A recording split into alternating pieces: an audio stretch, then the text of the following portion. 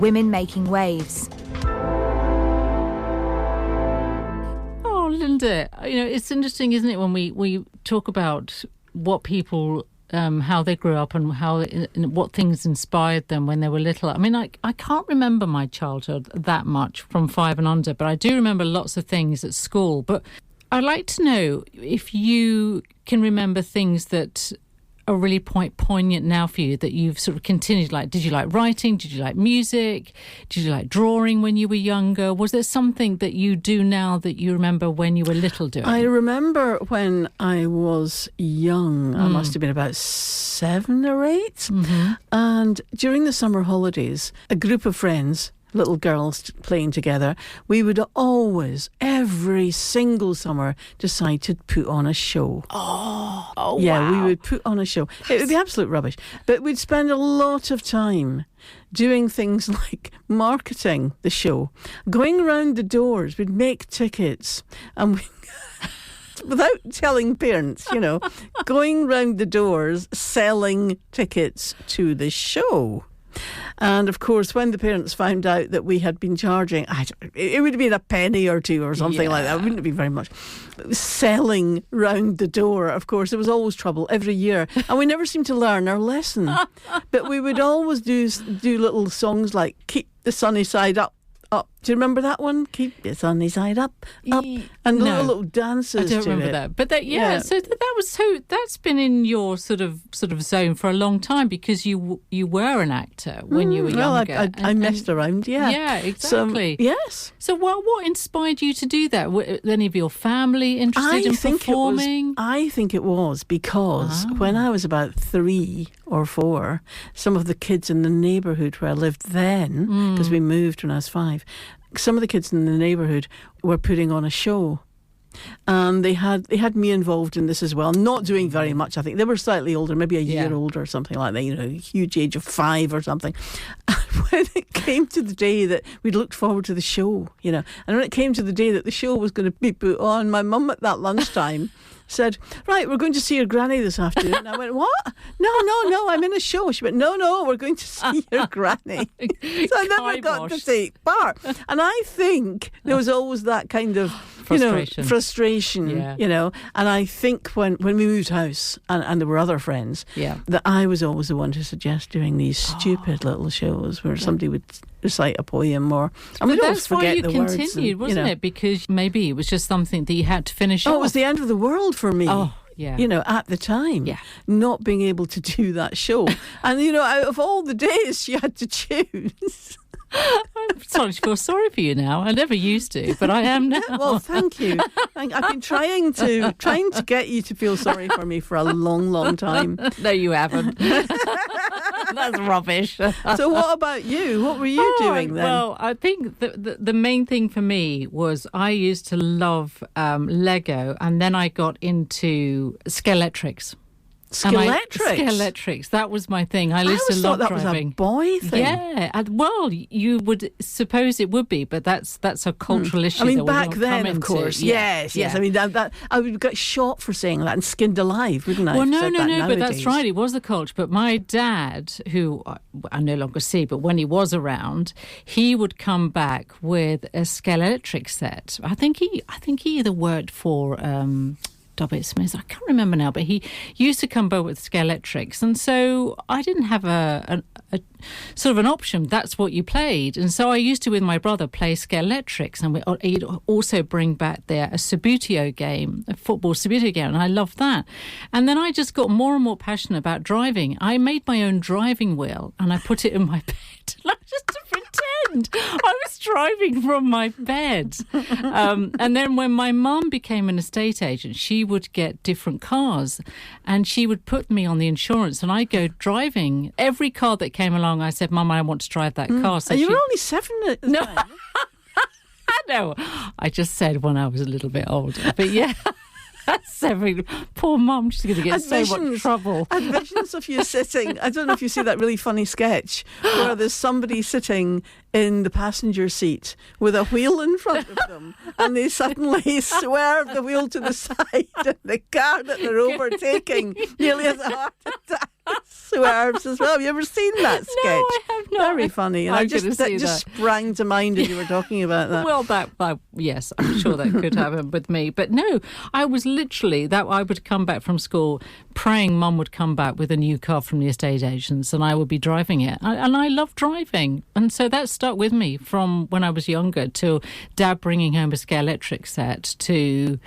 Yeah, I mean, I used to even make car models and Lego models, car models. And so, yeah. So that explains a lot, actually, because you had lots of different cars and quite fancy and sporty cars. Oh, we used to have over the cars. years. We don't have any more. But yeah. And that's how when I met my husband, Simon, we had one thing in common, which was cars. Mm-hmm. Thank goodness.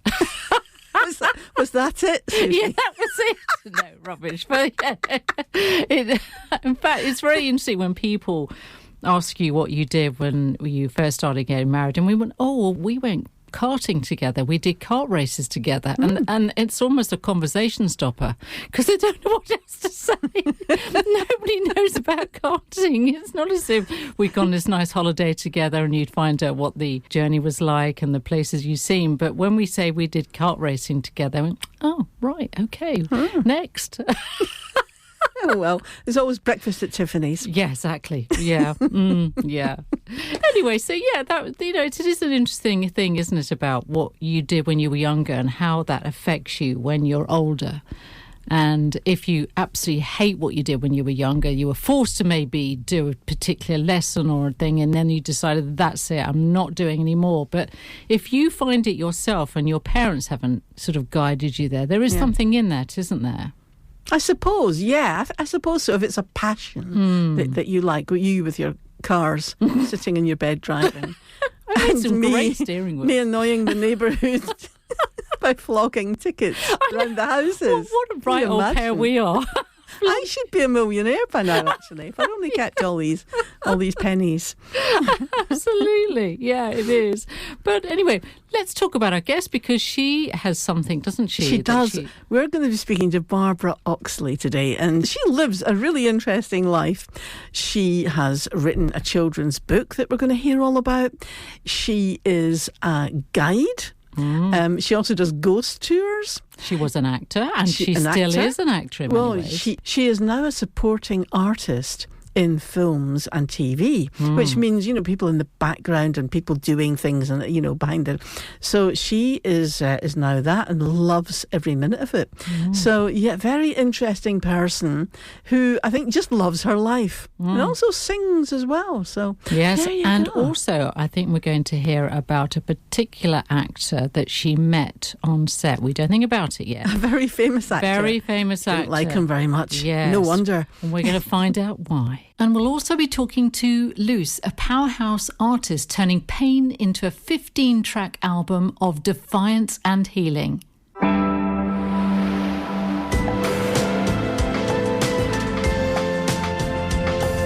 You're listening to Women Making Waves radio show and podcast, brought to you by Suzie Thorpe and Linda Ness. This show is all about women doing extraordinary things.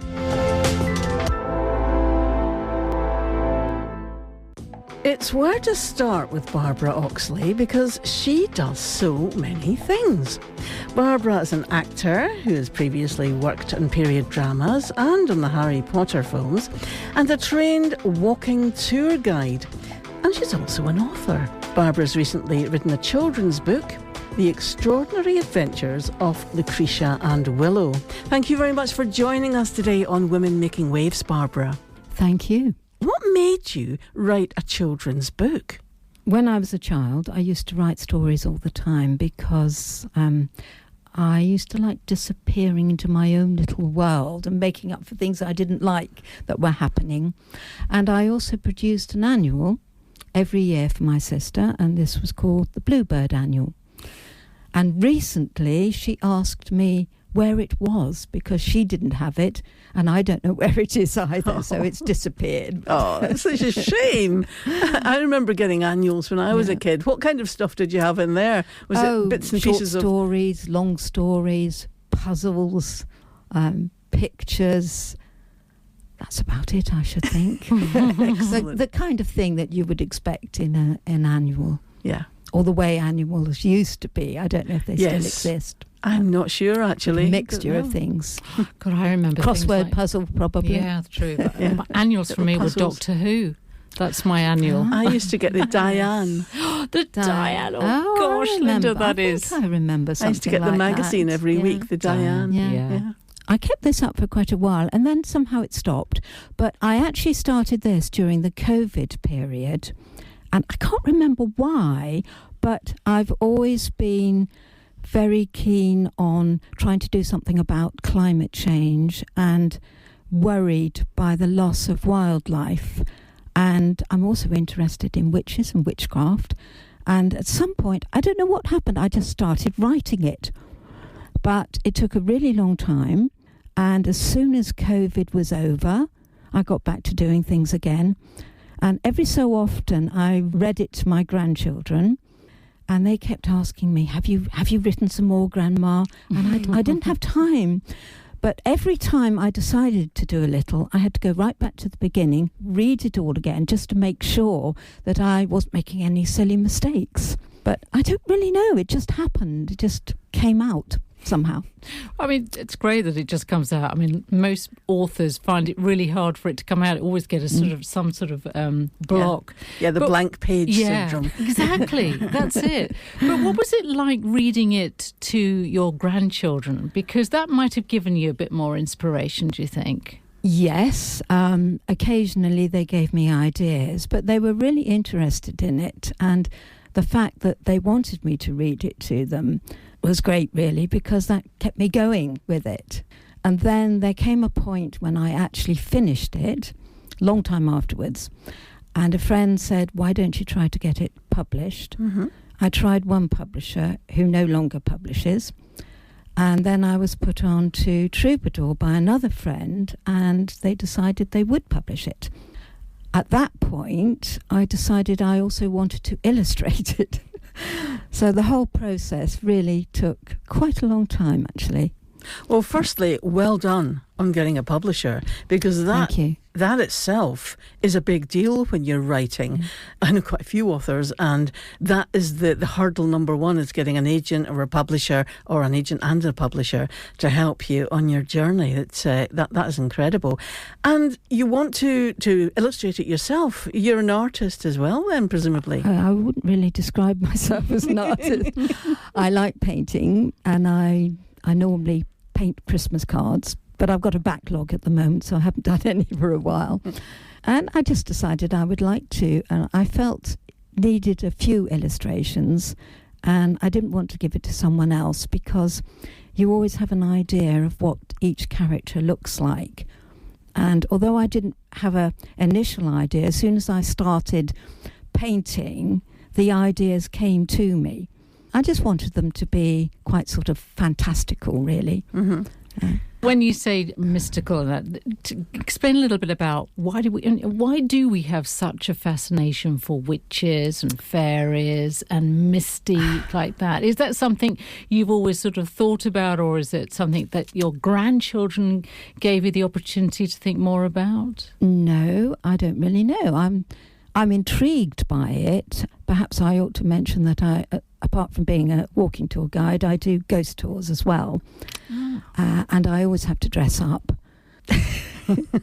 Yes, I've seen you. Sure. There are a few spells in it as well.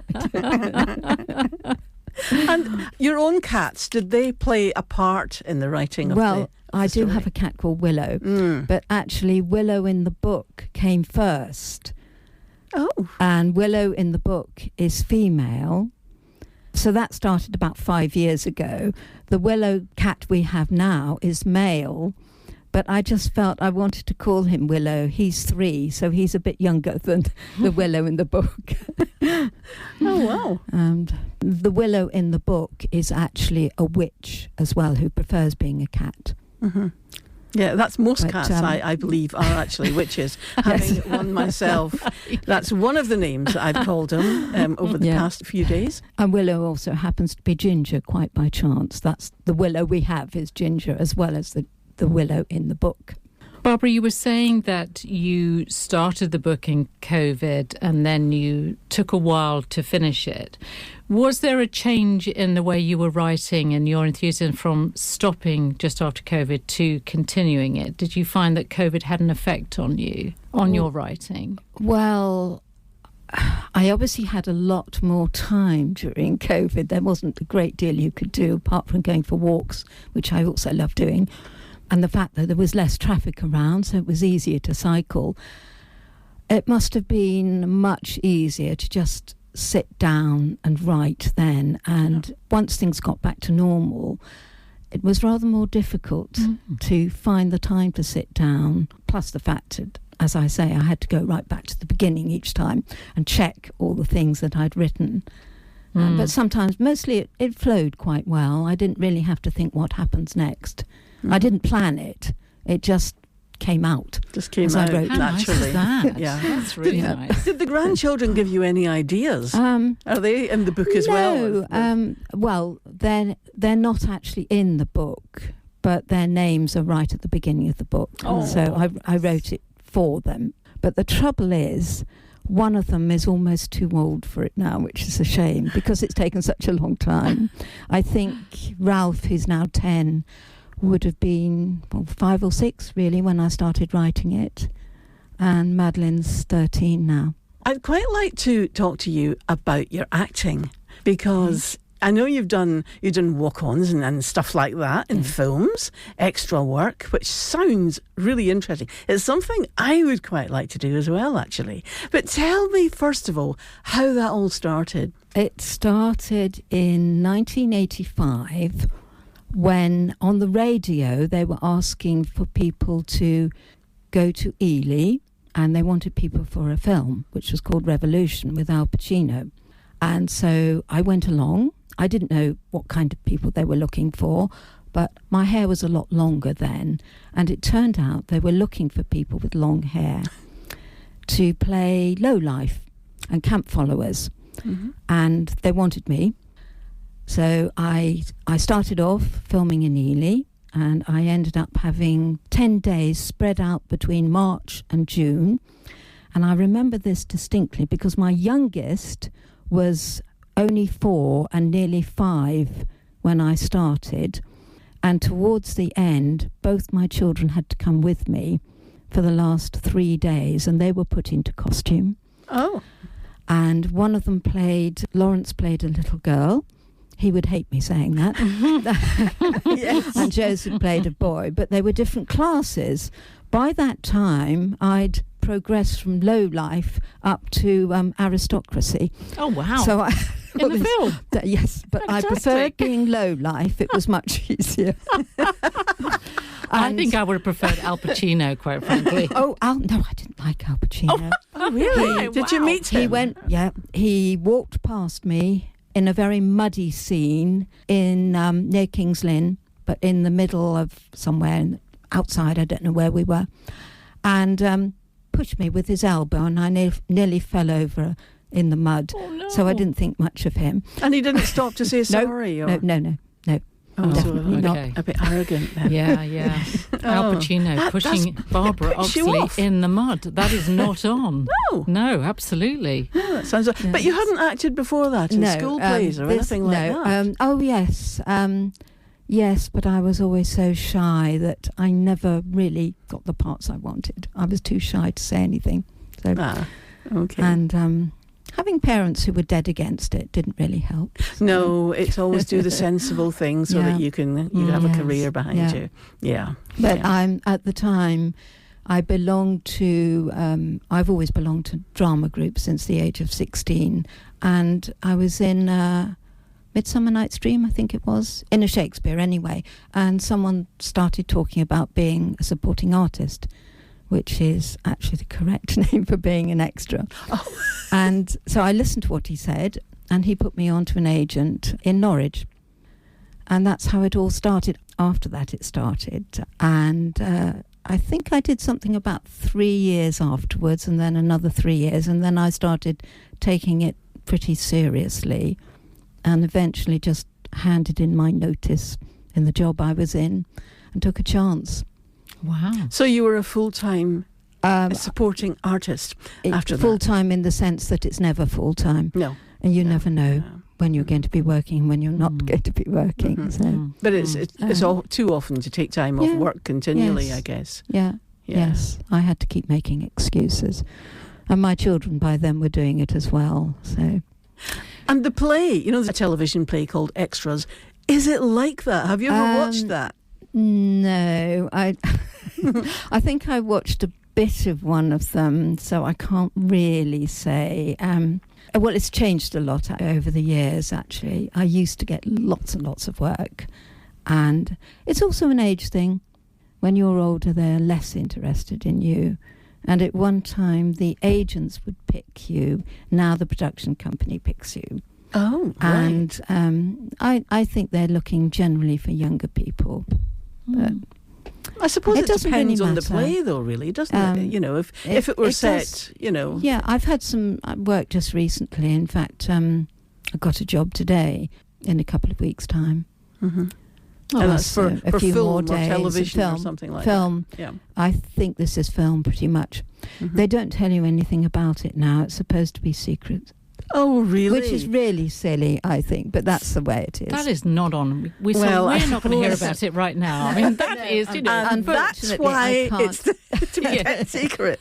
You used to be allowed to take photographs, and I've got some wonderful photographs in all sorts of costumes and so on, but you're not allowed to anymore. I can understand that, because with social media, the way it is at the moment, it would be all round, the backstage kind of bits and pieces would be out before it even started. And I guess the odd teaser is fine, but if it were too much, it would do away with the magic, I think, as well, Possibly, Barbara? Yes. Yeah. Can we just touch on the book and the issues of environmental issues? Because that's quite a strong theme, isn't it, in the book? What do you want readers to get out of this? Well, I hadn't really thought about that when I started reading, but I think it's a very good discussion point for children. And the book, in a sense, is on different levels. And the first two people to buy my book were both adults who bought it for themselves. They don't have children or obviously grandchildren, and they enjoyed it. But it has been set at 9 to 12 years. That's what the publisher suggested.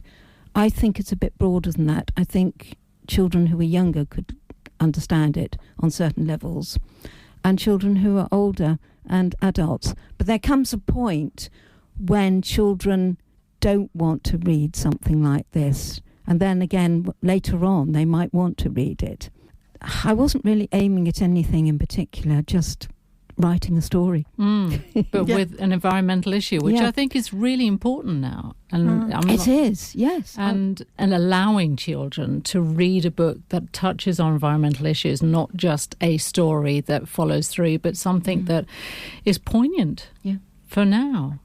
I also get terribly worried about the loss of wildlife as well, and that's another thing that's covered by the book. Are you involved in anything like that? Are you involved in groups? I belong to the Wildlife Trust and the National Trust, and my partner and I go out walking in woods and so on, and we're always interested in any wildlife we see. Also, during COVID period, I've just thought about this, we discovered a peregrine's nest on the chalk pit, which is not far from where I live, in the Cherry Hinton area. There's a nature reserve there. And we just happened to be walking around, and there were some people standing with binoculars, and one of them told us that there was a peregrine nest on. It's a bit like chalk pit cliff faces somehow, and there's been a nest there for a few years, and there had been before that time as well. Sadly, they seem to have failed the last 2 years. But so we went every day after this and saw the young leave the nest. And lovely. Sometimes in the middle of Cambridge, actually, you hear the cry overhead of falcons, which is amazing, especially if it's just getting dark. Makes it very atmospheric. Yes, it does. Yeah. There has been a nest on the pit building for a few years. Yeah. Barbara, you mentioned your partner. Yeah. And I believe you and your partner do music together. Tell us a bit about that. Well, I've always been interested in folk music, and I used to go to the Crofters Folk Club many years ago. And the people who ran that were part of a Ceilidh band called the Crofters, and they also ran this folk club. And 2 of the members of that are still alive, and we go to a sing-around with them sometimes. So I started doing that. It turned out that my partner is also interested in folk music, and he played, when I met him over 20 years ago now, he was playing guitar. So we started singing together at a folk club called the Black Fen Folk Club, which we also helped to run. And this is on Sunday evenings. Mm-hmm. Yeah, I've heard of it. And we just enjoy doing it. So do you have a name, Barbara? No. No, we're just Barbara and David. Well, very why unoriginal. No, we just do it for fun. It says on the tin in that case. Yeah, that's absolutely, yes. Yeah. And your partner plays lots of instruments, doesn't he? He plays guitar, mandolin and mandola. And you also are a tour guide. I am, tell yes. us about that, because this sounds fascinating. And you do ghost tours as well. Yes. But how did you get into that then, Barbara? Well, somebody I knew, I can't remember how many years ago, asked me if I was interested in taking part in drama tours to play various characters. Mm-hmm. And they knew I did a bit of acting. And I said, yes, I am. They were walking tour guides who ran the drama tours, and the idea was that they would take the group around and various characters would appear from somewhere, and I played some of these characters. And someone used to come along and say, they'll be here in a few minutes' time, so get ready to go. And I played Girton Girl with my bike, Girton Girl being from Girton College when they first started taking women as students with a long dress. I was in a boater. I played the daughter of Dr. Spence, who was master of Corpus Christi College in the 1600s. This was Elizabeth Spence. And sometimes Lady Margaret Beaufort, who founded St. John's College and Christ College. Sometimes you did one little bit, you'd suddenly come out and you had your speech to do, and the walking tour guide would interact with you as well. Sometimes they got it completely wrong, so I had to try and improvise and say, well, but sometimes you had 2 on the trot, so you then had to run back and go to the hiding place and do it all over again. I did that for 10 years, and I became a guide on the Guide Friday buses. I trained as a guide in 2000 to do the open top bus, and that was great fun, because you were on top of the bus and you had a microphone and you faced your audience. So I was doing that. And then it came to a point where the company was taken over by a company from London, and they decided they no longer wanted to have proper guides. So I then thought, well, I can't afford not to apply as a walking tour guide. So I did, and I got in. So now I can do walking tours, and I do what are called panoramic tours, which is on a coach, again with a microphone. The only difference is you have your back to the audience rather than facing them. But you're not driving. But I'm not driving. No, gosh, I couldn't drive. So you a could coach. double up as that as well, Barbara. So you have to tell the driver where to go and give a running commentary all the time, which varies depending upon the amount of traffic. God, I'd like to tell somebody where to go and then someone take me. It does sound like fun, actually, showing people around Cambridge. And it's such a gorgeous place. Yeah. People must absolutely love it. And I'll bet you've had some amazing questions. Have you had any funny questions that you can remember? One of the really funny things that happened when I was doing the Guide Friday was we'd stopped at a bus stop. And obviously when that happened, it meant that people were getting on and people were getting off. And I was aware of someone coming up the stairs, and the first thing that appeared was a dog's face. It was a huge poodle, giant poodle, and it came up, took its seat with the owner, and it sat on the seat. And we were travelling up to the American cemetery, and the dog's ears were flapping in the wind like this, and every so often it turned round to look at the people behind, and then it turned back, and people started laughing, and I started laughing, and it was just such a funny tour in the end. And eventually the owners decided that the poodle ought to sit under the seat, or at least on the floor, rather than sport. yeah. Spoil sport. But it actually made it a very amusing tour. Poodle's eye view of Cambridge. That's fantastic. Yeah. And then there was the foggy tour as well, when you couldn't see a thing, and the driver was doubled up over the steering wheel because I'd said, over on the right you can just about see the outline of King's College Chapel. I'm surprised they weren't wanting their money's back with a tour like that. I think there was one person on the bus at the time, apart from myself and the driver. Are we allowed to now talk about future projects? Have you got another book coming up? I have got lots of ideas whizzing round, and a few people have asked me. Can I have a look at the book? The Of book course, is beautiful. yes. I've just seen... just by all on the means, take it out. desk here. It's great. It's got a lovely witch here at the front, and it's got a sun and the moon, so you're a little cross between night and dark and mystique. And the extraordinary adventures of Luke. Is it Lucretia? Lucretia. Lucretia, yes. I got it right, Linda. It's fantastic. Lucretia and Willow. It's beautiful. Barbara, how will people go about getting books, especially local people in Cambridge? Well, they can buy directly from me. The email address is lucretia@stjohnsplayers.co.uk. Someone set up a website for me, which is lucretia.stjohnsplayers.co.uk, or they could pop into the Bodies in the Bookshop, which is Cambridge's most recent independent bookshop in Botolph Lane in Cambridge. You know, Barbara, it sounds like you do not have a dull life. You know, I don't. You don't, do you? Between one thing and another. I quite like your life, actually, Barbara.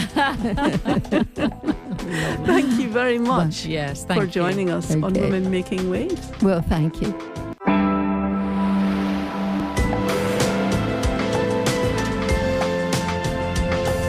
You're listening to Women Making Waves radio show and podcast, brought to you by Suzie Thorpe and Linda Ness. This show is all about women doing extraordinary things. My guest today is Luce, a talented singer-songwriter and dedicated advocate for sexual violence recovery. Luce is making a 15-track studio album about recovery from rape, a record of rage, release and recovery. Luce's journey is complex and creative, marked by meaningful conversations that resonate with many. But Luce is more than her story. She is a devoted daughter, loving partner, fierce feminist, and a foodie with a great sense of humour. I'm really looking forward to hearing how she shares her unique path of living wholeheartedly along with her music. Welcome, Luce, today to Women Making Waves. Wow, what an introduction. Thank you so much. Oh, you're very, very welcome indeed. Luce, as I said in the introduction, you are making a 15-track studio album about recovery from rape. Tell us why you are doing this. I'm making this record because it is important for me, but also I think for society around me. I know for a fact when I play the songs live, I have audience members share with me, well, they say me too, you know, they share their own experiences of sexual violence. And what the songs do is create a space that's free of shame and doesn't try and fix anything or put a positive spin on anything. It just creates a space free of shame where we can share. And that is so vital to healing. So the reason I'm making the album in the way I am is because I want it to reach as many people as possible, and in terms of its quality, also not turn off too many people either. So really to draw in a wider audience, because I think it's a really important space to create, is a society free of shaming so that we can heal and recover from anything really, but specifically for me it's sexual violence. Yeah, I'll come on to that if I may, but I particularly like the words that you've used, which is shedding the skin of shame. Now, that's not a phrase I've heard before. It's quite a profound few words. Tell us about why you put that in. Yeah, actually, that was something that came to me when I was writing a song called Prisoner, which was one of the first songs I wrote towards this project, which was channeling anger, specifically about the fact that the perpetrator doesn't, to my knowledge, suffer for what he did, but I am. And because of the case being no further action or NFA, he's not in prison or, doing time in the traditional justice sense. So the song was about that. Basically, the whole song is about how unfair it is that I'm the one suffering for what he did. And in the second verse, I sing the line, "This is a wrongful conviction. I shouldn't be the one who's taking blame, who's wearing shame like it's a second skin. So turn yourself in and show your face. It's not too late." Was it out of frustration that you decided to do this, write an album? So I was actually studying songwriting as a master's degree in London, and we had to take on a research project. So I was understanding how songwriting can be used as a research method, and I decided to investigate recovery and what that means. What is recovery from rape, from sexual violence, from sexual trauma? And I was trying to understand that through songwriting. So through the songwriting, I would sort of document my own experiences, inner thoughts, feelings, memories, and see what would happen. And what happened was a transformation, to be honest. So I did start with rage and curiosity. I'd already had counselling, psychotherapy, but I still felt that I'd suppressed rage around things that had happened to me. And yeah, in writing the songs, I was able to recognize I don't need to be silenced by this shame. And it's really not my burden to bear anymore. And there is no shame in me saying that I was raped when I was 17, or that I was sexually assaulted on many other occasions. And there's never been any shame when I've shared it with close friends who've also been assaulted. And, I don't know if this is your experience, Suzie, as a woman, but often when we talk in our private, safe spaces, we recognize that so many of us have these experiences of unwanted touch and unwanted behavior towards us. And so, yeah, I did start from a place of anger and curiosity, but very quickly it became a point of connection for me with other survivors and also other allies, male friends who were truly supportive. And it became a point of connection to my mum, a deeper connection where we explored her experiences of sexual violence and her rage. And my mum wrote one of the songs on the record as well with me. She wrote all the lyrics, and also became amazing. A point of connection with my grandma, who had written about her experiences of domestic violence in a memoir. I decided to then open up to her about my experiences of sexual violence. So it just became, through the externalizing, I was able to, connect more authentically, bravely, see the resilience in others, celebrate our resilience and laugh, because what else can you do? When life is tragic, you kind of just have to laugh. So, that's how it started and why it started. But I wrote these songs 4 years ago, and then I did try and record it with an ex-partner of mine. And I won't go into that tragedy either. But here we are recording it again, and I've decided to record it in a studio owned by a woman, ran by a woman. She's producing the record as well. And it really feels like this time it's being honoured as the value it is and the contribution that it could be to music industry and society and our everyday conversations. Luce, tell me, how old are you now, Luce? So I'm 27. So I was raped 10 years ago, and then I wrote these songs when I was 22, 23. Right, you started writing then. All sorts of emotions come into play here and feelings. You yourself at 17 have gone through that and other episodes as well of sexual abuse. You also say that your mother's written a song. So understandably, your family have helped or have grieved with you. I mean, there is such a thing as grief, isn't there, when rape comes around the corner? There is. There really is. And we haven't always acknowledged it in that way. My brother was the first person I told about the rape. And then he asked me to tell my mum and I refused. And then he told her I needed to talk to her about something. And she sort of got something out of me. And then I said, I don't want to talk about it. I don't want to do anything. I just want to carry on as if it didn't happen. And that went on for a number of years.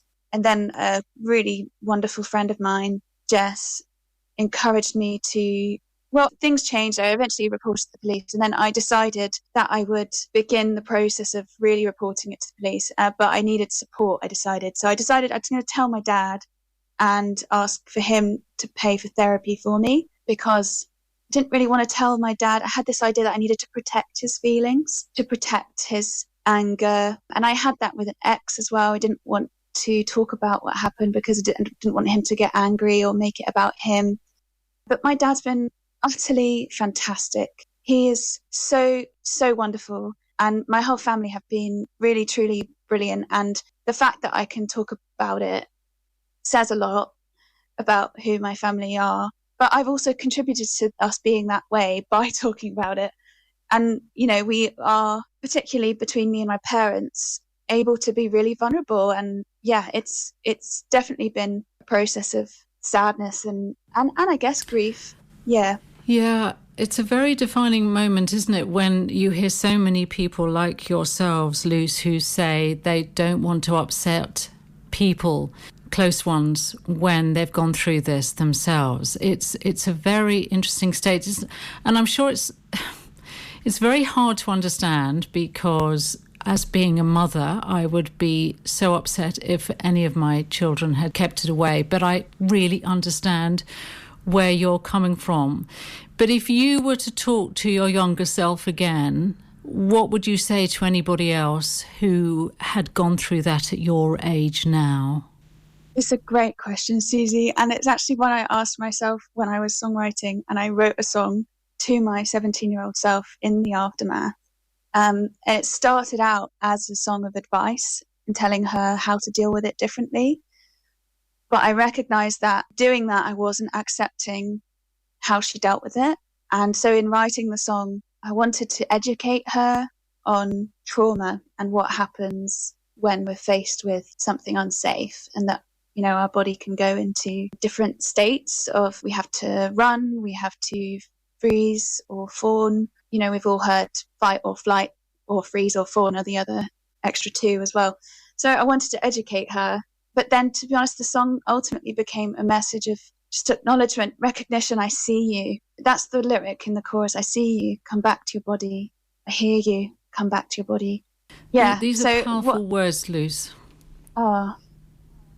Very powerful words. I get the impression that there are so many things that are coming out of this. It's sort of coming out of my mind already. You've got things of your journey and how you've coped with it to where you are now, and the songwriting process too. But we will come back on to that in a minute. But the journey from when you're 17 to now, that's 10 years. And sometimes that's not even enough to get through a thing that you've been through. What's been a really positive thing that's come out of it? Has it been the songwriting, or has something else along the way that's really given you hope that you can actually bring forth your own experience to other women? It's been lots of little things along the way that have just boosted my empowerment and confidence and healing as well.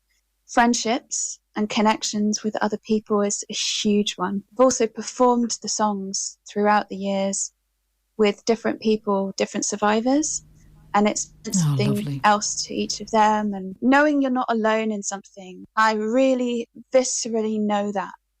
And I'm really okay to put myself out there and say, this is what happened to me, and this is my experience of healing and recovery.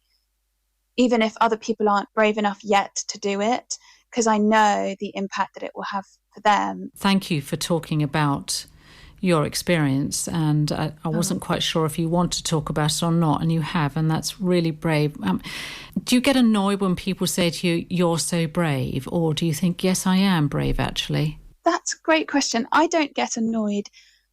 I recognise that we're coming from different experiences and perspectives. It certainly felt brave when I started talking about it because I couldn't even get the words out, you know? Especially in a songwriting class, you know, we were asked to write a song that we feel that we've always avoided writing or something like that. And I thought, oh God, I've got to write about that. And I couldn't even get the word rape out in the class. I couldn't talk about it because it felt way too vulnerable. It was loaded with shame and triggers. So yeah, it really takes courage to start, and it is vulnerable. And even if I don't feel like it's brave now, it's still vulnerable. I'm just well practiced. So from the perspective where people are coming from, where they say, oh, you're so brave, I agree that I have definitely been brave, but it feels well practiced to me now to talk about it. I mean, I presented my research at different conferences, and, you know, I performed many times and talked about the songs and been on radio shows talking about rape and recovery. And so it feels well practiced, but it doesn't mean that it's not taken a lot of courage. But honestly, I think shame is the biggest block, because shame is saying you don't deserve to feel loved because of this, or, you know, it's absolutely. like you should be silent because you're going to get rejected if you talk about this. But that's not true. What has been your research about sexual abuse and rape then? Just if you could summarise a little bit about it, that would be fantastic. Yeah, of course. Yeah, so it was creative research using songwriting as part of the research practice. The research is titled Understanding Recovery from Rape Through Autobiographical Songwriting. So through reading, I read books on trauma, I read books on narrative transformation and narrative therapy. I also studied other albums and other large bodies of work to do with recovery, you know, like Kesha's album after leaving the professionally abusive relationship she had her previous producer, and Petals for Armour by Hayley Williams, which is often talking about recovery from childhood trauma, and she talks about generational rage in her album. So I studied other works and books and kind of like generated all of that into song briefs for myself, and then I'd take a topic like forgiveness and start to explore that. Loads of journaling, loads of reflection, lots of crafting over the song, like, what am I really trying to say here? How's that coming across? What methods can I use? And then looking at the outcome. And part of songs is sharing them. So what other experiences are people having of the song, and what's landing, and what impact is this having then on me? You know, how I feel in regards to my experiences. And so much shifted for me to the point where I really felt like it's tricky. Recovery, I feel, is not really what happened. I don't feel like I recovered. I felt like I'm constantly transforming myself so that I am happier and more resilient to life. And a huge part of my transformation has been getting rid of shame and also dealing with PTSD. So yeah, I also, from the research, created a model of recovery, which is about 4 different key areas of action, one of which is externalizing your inner world, and then one of which is sharing it with trusted people. Another is befriending or accepting your inner world. I just want to touch on now this journey of you writing this album. This is 15 songs, isn't it, in the album? Yeah. It's a full production, full sound production, drum, bass, cello, violin, layered vocals, which I want to come to, and ambient textures, you say. You're also trying to create some more funding for this, but so I want to talk about that too. But just tell me the journey. You have obviously touched on a little bit, but it must have been quite a phenomenal piece of time spent creating this. And as you said, meeting lots of interesting people. How has that been? Has that been quite a healer? Is that the right word? Or is it just helping you get through it? So the journey's been huge, really.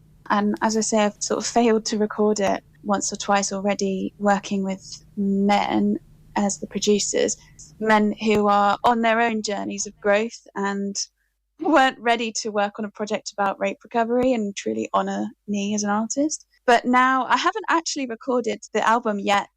So it's booked for January. We've started the process and recorded what we call scratch tracks. So just the guitar and vocal or the piano and vocal for all 15 of the tracks. So we've done that in the studio. That was 2 days of work. It's Grand Chapel Studios in Bedfordshire. It's a really wonderful space that is centering well-being, and it's not like a commercial push space of productivity. Annalise's leadership in the space, Annalise Shaw, the producer, her leadership there is really centering well-being and meaningful creation. So we've booked the studio for late January, where we'll be fission-tizing with all of the musicians that we've booked to come in and play, and lots of my friends who are musicians will be playing on the record as well as my co-writers.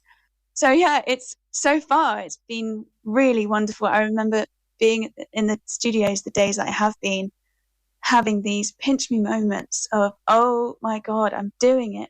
I'm here, I'm doing it. Really trying to make something major happen. I could have done this very differently. I could have set up home recording and worked with student producers and cut corners and compromised on quality or professionalism to try to afford it independently with maybe a few £1,000. What made you so why did you choose this journey then? I knew that it would drive me to make it bigger. It's a really exciting and quite scary process to be crowdfunding. I've never crowdfunded before. And, you know, if it doesn't work the first time round, I'll do it again with lessons learned along the way. But yeah, what made me do it in the way I'm doing it? I think motivation and belief. It's belief in the value of and what they can do for us all. And I wanted to honour that with full production and professionalism. You're crowdfunding at the moment, aren't you, with crowdfunder.co.uk? And I've got your page up now. It's Conversations with Myself, a life-changing album. Is that correct, Luce? That's the one. Yeah, that's the one. So that's what we want to direct listeners to, just to have a look at. And if they want to donate, that would be wonderful too. And as I said, it's crowdfunder.co.uk, Conversations with Myself. How would you like to see listeners be empowered by this? What would be the most fundamental thing for them to get out of your album? Well, everyone's going to have a completely different experience of the record, and that's okay. Ultimately, I'd like it to start more conversations and create more shame-free spaces where people can, I don't know, maybe they feel like they can access therapy again, or they can connect with their friends and share their experiences and lessen the burden of sexual violence or other traumatic events. One of the most important things here, that it's the role of art and music is fundamental too, isn't it? In any healing process of anything, it's sometimes we underestimate, don't we, what art and music can do. I totally agree. Well, do you know what? I think the government do, but really, as individuals, we don't. We know what music does for us and what art can do for us. We all have those records that we turn to, whether it's for escapism through difficult periods. You know, I've listened to so much Taylor Swift because I guess I grew up listening to her in my early teens, and then after difficult events, she was a safe space for me. Not that she talks about sexual violence, although she does have a song about recovery from a sexual assault because she was groped. But yeah, we all know what music can mean to us, and I just want to throw my hat in the ring and really, and you know, it doesn't have to be life-changing for everyone, but it certainly has been for me. And if I can start one conversation which changes something for someone in a positive way, then it's totally worth doing it. And you know, it's definitely doing that already, and I'm just going to keep going because I know that it's going to make a difference, and it's already making a difference.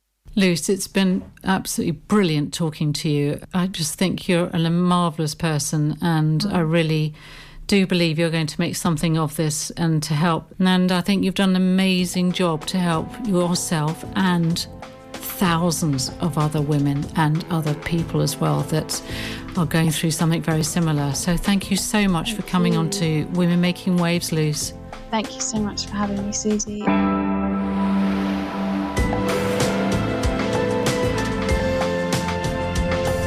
You're listening to Women Making Waves radio show and podcast, brought to you by Suzie Thorpe and Linda Ness. This show is all about women doing extraordinary things. That's all we have time for today on Women Making Waves. Our thanks go to our guests, Barbara Oxley and Luce. If you've enjoyed our feature today, you might want to listen to our conversation with singer-songwriter Chloe Matheru and Olivia Partington, who's dedicated to helping find solutions in fighting climate change. We are always on the lookout to feature women living extraordinary lives, so please do contact us if you know of someone we should be talking to. You can contact us on social media on X and Facebook at WomenMW or on Instagram at Women Making Waves. You can also find us on Cambridge.radio or visit our website womenmakingwaves.co.uk, where you can hear all of our interviews.